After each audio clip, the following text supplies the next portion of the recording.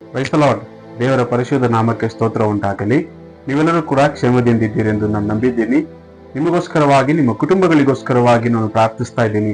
ನೀವುಗಳು ಕೂಡ ನನಗಾಗಿ, ನನ್ನ ಕುಟುಂಬಕ್ಕಾಗಿ ಮತ್ತು ನನ್ನ ಸೇವೆಗಾಗಿಯೂ ಕೂಡ ಪ್ರಾರ್ಥನೆ ಮಾಡಿಕೊಳ್ಳಿರಿ. ನಿಮ್ಮಲ್ಲಿ ಅನೇಕರು ನನಗೆ ಕರೆ ಮಾಡಿ ದೇವರು ನನ್ನ ಮೂಲಕವಾಗಿ ಮಾತಾಡುವ ವಾಕ್ಯಗಳಿಂದ ನೀವು ಹೊಂದಿದಂತ ಆಶೀರ್ವಾದಗಳ ಕುರಿತಾಗಿ ತಿಳಿಸುತ್ತಿದ್ದೀರಿ. ಆದರೂ ಕೂಡ ನೀವೆಲ್ಲರೂ ಕೂಡ ಈ ವಾಕ್ಯಗಳನ್ನ ಕೇಳಿದ ಕೂಡಲೇ ನೀವು ಮತ್ತೊಬ್ಬರಿಗೂ ಕೂಡ ಶೇರ್ ಮಾಡಬೇಕೆಂಬುದಾಗಿ ನಿಮ್ಮಲ್ಲಿ ತಾಳ್ಮೆಯಿಂದ ಕೇಳಿಕೊಳ್ತಾ ಇದ್ದೀನಿ. ಯಾಕೆಂದರೆ ಇದು ದೇವರ ವಾಕ್ಯ ಅನ್ನುವಂಥದ್ದು ಬೀಜವಾಗಿದೆ, ಅದು ಸಜೀವವಾದದ್ದಾಗಿದೆ. ನೀವು ಈ ವಾಕ್ಯವನ್ನ ಮತ್ತೊಬ್ಬರಿಗೆ ಶೇರ್ ಮಾಡೋದ್ರಿಂದ ಒಂದು ವೇಳೆ ದೇವರು ಯಾರ ಜೊತೆಗೆ ಏನಾದರೂ ಆ ವಾಕ್ಯದ ಮೂಲಕವಾಗಿ ಮಾತಾಡಬಹುದು ಏನೋ, ಹಾಗೆ ಮಾತಾಡುವಾಗ ಅವರ ಜೀವನದ ಪರಿಸ್ಥಿತಿ ಬದಲಾಗಬಹುದು.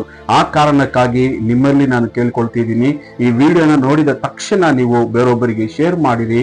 ದೇವರ ಆಶೀರ್ವಾದ ನಿಮಗೆ ಸಿಗುತ್ತದೆ. ನಾವು ದೇವರ ವಾಕ್ಯಕ್ಕೆ ಹೋಗೋಣ. ಒಂದು ಸಮುವೇಲ 28ನೇ ಅಧ್ಯಾಯ ವಚನ 15 ಮತ್ತು 16. ಆಗ ಸಮುವೇಲನು ಸೌಲನನ್ನು, ನೀನು ನನ್ನ ವಿಶ್ರಾಂತಿಯನ್ನು ಕೆಡಿಸಿದ್ದಕ್ಕೆ ನನ್ನನ್ನು ಇಲ್ಲಿಗೆ ಯಾಕೆ ಬರಮಾಡಿದಿ ಎಂದು ಕೇಳಿದನು. ಅದಕ್ಕೆ ಸೌಲನು, ನಾನು ಬಲು ಇಕ್ಕಟ್ಟಿನಲ್ಲಿದ್ದೇನೆ. ಫಿಲಿಷ್ಟಿಯರು ನನಗೆ ವಿರೋಧವಾಗಿ ಯುದ್ಧಕ್ಕೆ ಬಂದಿದ್ದಾರೆ. ದೇವರು ನನ್ನನ್ನು ಬಿಟ್ಟು ದೂರ ಹೋಗಿದ್ದಾನೆ. ಆತನು ನನಗೆ ಪ್ರವಾದಿಗಳಿಂದಾಗಲಿ ಕನಸುಗಳಿಂದಾಗಲಿ ಉತ್ತರ ಕೊಡಲೊಲ್ಲ. ಆದದರಿಂದ ನಾನು ಮಾಡಬೇಕಾದದ್ದನ್ನು ನೀನು ತಿಳಿಸುವಿಯೆಂದು ನಿನ್ನನ್ನು ಇಲ್ಲಿಗೆ ಬರಮಾಡಿದೆನು ಅಂದನು. ಆಗ ಸಮುವೇಲನು, ಯೆಹೋವನು ನಿನ್ನನ್ನು ಬಿಟ್ಟು ನಿನಗೆ ವಿರೋಧಿಯಾದ ಮೇಲೆ ನೀನು ನನ್ನನ್ನು ವಿಚಾರಿಸುವುದಕ್ಕೆ? ನಮ್ಮೆಲ್ಲರಿಗೂ ಸಹ ಗೊತ್ತಿರುವಂತೆ ದೇವರು ಇಸ್ರಾಯೇಲರನ್ನ ಐಗುಪ್ತ ದೇಶದಿಂದ ಬಿಡುಗಡೆ ಮಾಡಿಕೊಂಡು ಅದಾದ ನಂತರ ಅವರನ್ನ ತಾನೇ ನಾಯಕನಾಗಿ ಎಲ್ಲಾ ರೀತಿಯಲ್ಲಿಯೂ ಕೂಡ ಅವರನ್ನ ಪೋಷಿಸಿ ಪರಿಪಾಲನೆ ಮಾಡಿ ನಡೆಸಿಕೊಂಡು ಬರುತ್ತಿದ್ರು. ಇದ್ದಕ್ಕಿದ್ದಂತೆ ಈ ಇಸ್ರಾಯೇಲರು ಬೇರೆ ದೇಶಗಳನ್ನ ನೋಡಿ ತಮಗೂ ಕೂಡ ಒಬ್ಬ ಅರಸನು ಬೇಕೆಂಬುದಾಗಿ ಸಮುವೇಲನ ಬಳಿಗೆ ಬೇಡಿಕೊಳ್ತಾರೆ. ಆಗ ದೇವರು ಬಹಳವಾಗಿ ನೊಂದುಕೊಂಡು, ಈ ಜನರು ತಳ್ಳಿ ಹಾಕುತ್ತಿರುವಂತದ್ದು ನಿನ್ನನ್ನಲ್ಲ, ನನ್ನ ಒಂದು ನಡೆಸುವಿಕೆಯನ್ನ ತಳ್ಳಿ ಹಾಕ್ತಿದ್ದಾರೆ, ಅವರು ಹೇಳಿದಂತೆ ಮಾಡು ಎಂಬುದಾಗಿ ದೇವರು ಆ ಮಾತಿಗೆ ಒಪ್ಪಿಗೆ ಕೊಡ್ತಾರೆ.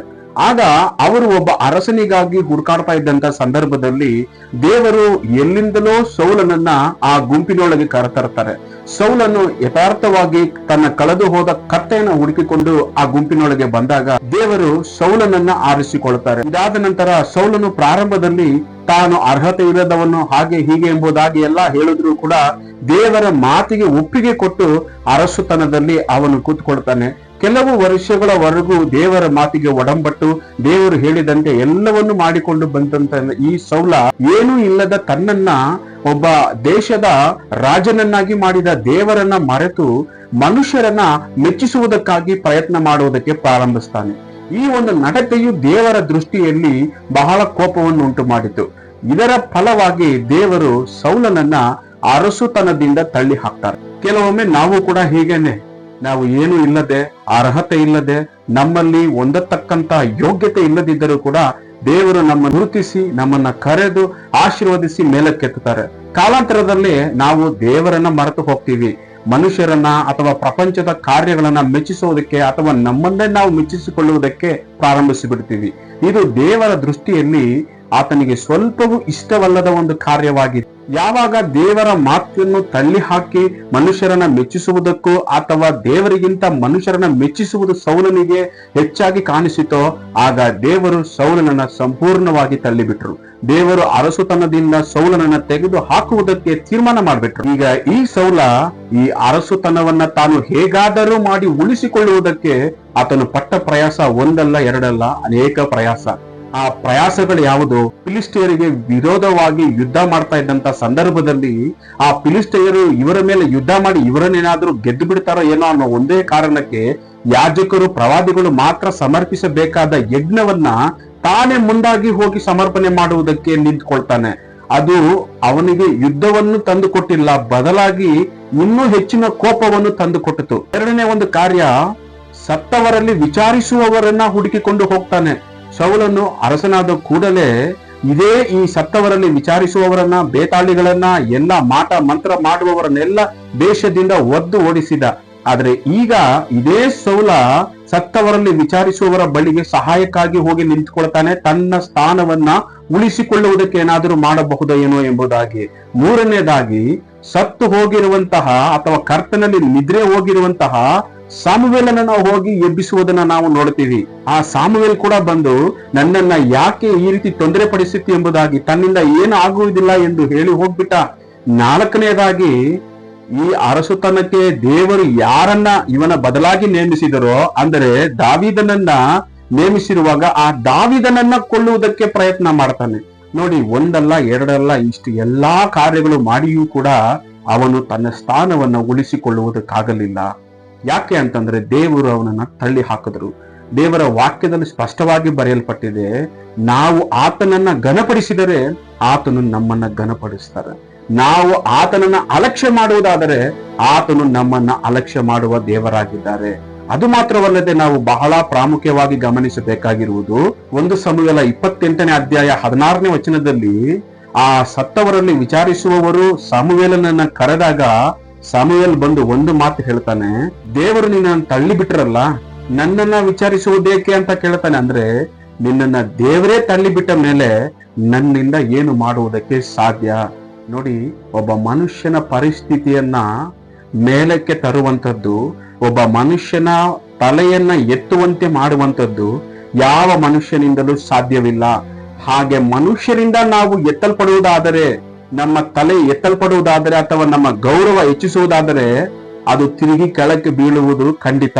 ಕೀರ್ತನೆಗಳು 3ನೇ ಅಧ್ಯಾಯ ವಚನ 1ರಿಂದ 3 ಓದೋಣ. ಯೆಹೋವನೇ, ನನ್ನ ವಿರೋಧಿಗಳು ಎಷ್ಟು ಹೆಚ್ಚಾಗಿದ್ದಾರೆ. ನನಗೆ ವೆರಿಗಳಾಗಿ ನಿಂತವರು ಬಹಳ ಮಂದಿ. ಅನೇಕರು ನನ್ನ ವಿಷಯದಲ್ಲಿ ಅವನಿಗೆ ದೇವರಿಂದ ಸಹಾಯವೂ ಆಗುವುದೇ ಇಲ್ಲವೆಂದು ಹೇಳಿಕೊಳ್ಳುತ್ತಾರೆ. ಆದರೂ ಯೆಹೋವನೇ, ನೀನು ನನ್ನನ್ನು ಕಾಯುವ ಗುರಾಣಿ. ನೀನು ನನ್ನ ಗೌರವಕ್ಕೆ ಆಧಾರನು, ನನ್ನ ತಲೆಯನ್ನು ಎತ್ತುವಂತೆ ಮಾಡುವವನು ಆಗಿದ್ದಿ. ಇಲ್ಲಿ ದಾವಿದ ಹೇಳ್ತಾನೆ, ದೇವರೇ, ನನಗೆ ವಿರೋಧವಾಗಿ ಬಹಳ ಶತ್ರುಗಳು ಎದ್ದು ನಿಂತಿದ್ದಾರೆ. ಅವರು ಒಬ್ಬರಿಗೊಬ್ಬರು ಮಾತಾಡ್ಕೊಳ್ತಾರಂತೆ. ಏನಂತ? ಇವನಿಗೆ ದೇವರ ಸಹಾಯ ಇಲ್ಲ ಅಂತ. 3ನೇ ವಾಕ್ಯದಲ್ಲಿ ದಾವಿದ ಹೇಳ್ತಾನೆ, ನೀನು ನನ್ನನ್ನು ಕಾಯುವ ಗುರಾಣಿಯು, ನೀನು ನನ್ನ ಗೌರವಕ್ಕೆ ಆಧಾರನು, ನನ್ನ ತಲೆಯನ್ನು ಎತ್ತುವಂತೆ ಮಾಡುವವನು ಆಗಿದ್ದಿ ಎಂಬುದಾಗಿ. ನಿಜವಾಗಿಯೂ ದಾವಿದನ ಜೀವನದಲ್ಲಿ ದೇವರು ಇದನ್ನ ನೆರವೇರಿಸಿದ್ರು. ದಾವಿದನಿಗೂ ಇಂಥ ಒಂದು ಪರಿಸ್ಥಿತಿ ಬಂದಾಗ ಅವನ ತಲೆಯನ್ನು ತಿರುಗಿ ಎತ್ತುವಂತೆ ಮಾಡಿದ್ದು ದೇವರಿಂದ ಮಾತ್ರ ಸಾಧ್ಯವಾಯಿತು. ಆದರೆ ಈ ದಿನದಲ್ಲಿ ನಾವುಗಳು ನಮ್ಮ ಗೌರವಕ್ಕಾಗಿ, ನಾವು ಮೇಲಕ್ಕೆ ಬರುವುದಕ್ಕಾಗಿ, ನಮ್ಮ ತಲೆಗಳು ಎತ್ತಲ್ಪಡುವುದಕ್ಕಾಗಿ, ಮನುಷ್ಯರ ಸಹಾಯಕ್ಕಾಗಿ, ಅಧಿಕಾರಿಗಳ ಸಹಾಯಕ್ಕಾಗಿ, ಇನ್ನೊಬ್ಬರುಗಳ ಸಹಾಯಕ್ಕಾಗಿ, ಅಥವಾ ಇವರು ಮನಸ್ಸು ಮಾಡಿದರೆ ನಮ್ಮನ್ನ ಮೇಲಕ್ಕೆತ್ತಬಹುದು, ಇವರು ಮನಸ್ಸು ಮಾಡಿದರೆ ನಮ್ಮ ಪರಿಸ್ಥಿತಿಯನ್ನ ಬದಲಾಯಿಸಬಹುದು ಅಂತೇಳಿ ಅವರುಗಳ ಸಹಾಯಕ್ಕೆ ಅಂಗಲಾಚಿಕೊಂಡು ಕುಳಿತಿರುವುದೇ ಆದರೆ ಅದು ವ್ಯರ್ಥ. ಯಾಕೆಂದ್ರೆ ಯಾವ ಮನುಷ್ಯರು ಕೂಡ ಹಾಗೆ ಮಾಡುವುದಕ್ಕಾಗುವುದಿಲ್ಲ. ಏಕೆಂದ್ರೆ ಎಲ್ಲಾ ಮನುಷ್ಯರು ತಮ್ಮ ಲಾಭಕ್ಕಾಗಿ ಅದನ್ನ ಮಾಡುವರೇ ಹೊರತು ನಮ್ಮನ್ನ ನಿಜವಾದ ಪ್ರೀತಿನ ಮಾಡುವವರು ಯಾರು ಅಂತಂದ್ರೆ ಅದು ಕರ್ತನಾದ ದೇವರು ಒಬ್ಬನು ಮಾತ್ರ. ಆತನು ಮಾತ್ರ ಯಾವಾಗಲೂ ಕೂಡ ನಮ್ಮ ತಲೆ ಎತ್ತುವಂತೆ, ನಮ್ಮ ಗೌರವಕ್ಕೆ ಆಧಾರವಾಗಿಯೂ ನಿಲ್ಲುವ ಕರ್ತನಾಗಿದ್ದಾರೆ. ಅದಕ್ಕಾಗಿಯೇ ನಮ್ಮ ಬಲದಿಂದಾಗಲಿ, ನಮ್ಮ ಪರಾಕ್ರಮದಿಂದಾಗಲಿ, ನಮ್ಮ ಪ್ರಯತ್ನಗಳಿಂದಾಗಲಿ ಅಥವಾ ಯಾವುದೇ ಮನುಷ್ಯರ ಸಹಾಯಗಳಿಂದಾಗಲಿ ನಾವು ಮೇಲಕ್ಕೆ ಬರೋದಕ್ಕಾಗೋದೇ ಇಲ್ಲ. ಒಂದು ವೇಳೆ ನಾವು ಯೋಚಿಸಬಹುದು, ನನ್ನಲ್ಲಿರುವಂತಹ ಜ್ಞಾನ, ನನ್ನಲ್ಲಿರುವಂತಹ ಬುದ್ಧಿವಂತಿಕೆ, ನನ್ನಲ್ಲಿರುವ ಸ್ನೇಹಿತರು, ನನ್ನಲ್ಲಿರುವಂತಹ ವಿಶ್ವಾಸಿಗಳು, ನನ್ನಲ್ಲಿರುವಂತಹ ಕುಟುಂಬಗಳು, ಹಾಗೆ ಹೀಗೆ ಯಾರೂ ಕೂಡ ನಮ್ಮನ್ನ ಅವರುಗಳು ಮೇಲಕ್ಕೆತ್ತುವುದಕ್ಕಾಗುವುದಿಲ್ಲ. ಎಲ್ಲಿಯವರೆಗೂ ದೇವರು ನಮ್ಮನ್ನ ಮೇಲಕ್ಕೆತ್ತುವುದರಲ್ಲಿ, ನಮ್ಮ ತಲೆ ಎತ್ತುವುದರಲ್ಲಿ ಆತನ ಉದ್ದೇಶವಿಲ್ಲದೆ ಇರುತ್ತಾರೋ ಅಲ್ಲಿಯವರೆಗೂ ನಾವು ಪಡುವ ಎಲ್ಲಾ ಪ್ರಯಾಸಗಳು ವ್ಯರ್ಥ. ಆದರೆ ದೇವರು ನಮ್ಮನ್ನ ಮೇಲಕ್ಕೆತ್ತಬೇಕು ಎಂಬುದಾಗಿ ತೀರ್ಮಾನಿಸಿ ಬಿಟ್ಟರೆ ಅದನ್ನ ಯಾರಿಂದಲೂ ಕೂಡ ತಡೆಯುವುದಕ್ಕೆ ಅಸಾಧ್ಯ.